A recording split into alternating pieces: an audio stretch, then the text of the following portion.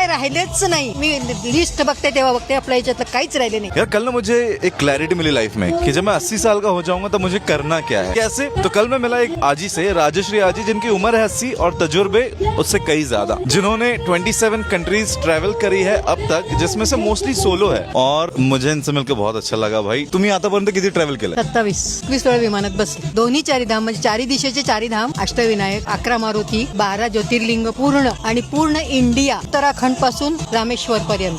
केरळ झालंय, सांगते लेह लडाख झालेलं आहे, 3 सिस्टर झालेलं आहे, अंदमान झालेलं आहे. काय राहिलेच नाही. मी लिस्ट बघते तेव्हा बघते आपल्या याच्यातलं काहीच राहिले नाही. तुमची बकेट लिस्ट होती, तुम्ही पूर्ण केली आहे. तरी मला कोणाचं बॅकग्राऊंड नाही. पतीला जाऊन 32 वर्ष झाले आणि एकटी मॅनेज केलं सगळं. एकटी राहते मी. बाप रे. तुम्ही आमच्या यंग जनरेशनला काय मेसेज द्यायचं असेल तर? यंग जनरेशननी आहे त्याच्यात कष्टाने मिळवावं आणि सगळीकडे नाव करावं. शक्यतो कमी खावं, आई बापांना जास्ती जीव लावावं आणि त्यांना सांभाळावं. म्हणजे तुमच्या सगळ्या मनोरथ पूर्ण होतं. मोठ्यांना मान म्हणजे सगळ्याला मान आणि स्वतःला मिळतो आपोआप सन्मान. हे माझं तत्व आहे. आणि जेवढं तुम्हाला फिरता येईल तेवढं फिरून घ्यावं. बाकीचं सोनं नाणं कपडा काही बरोबर येईल. जेवढे प्रेक्षणीय स्थळ असतील तेवढे डोळे भरून आत्ताच पहा. म्हणजे म्हातारपणी देव कुठे नमस्कार कुठे अशी गत व्हायला नको. तर हसत जगावे हसत मरावे हे तर माझे गाणे. हाती नाही येणे हाती नाही जाणे. मला माझ्या 80s पर्यंत काय करायचंय हे राजश्री आजीनी मला सांगितलेलं आहे. आणखी तुम्ही सुद्धा ही गोष्ट फॉलो करायला पाहिजे असं मला वाटते. थँक्यू सो मच आजी. खूप छान वाटलं तुमच्याशी भेटून.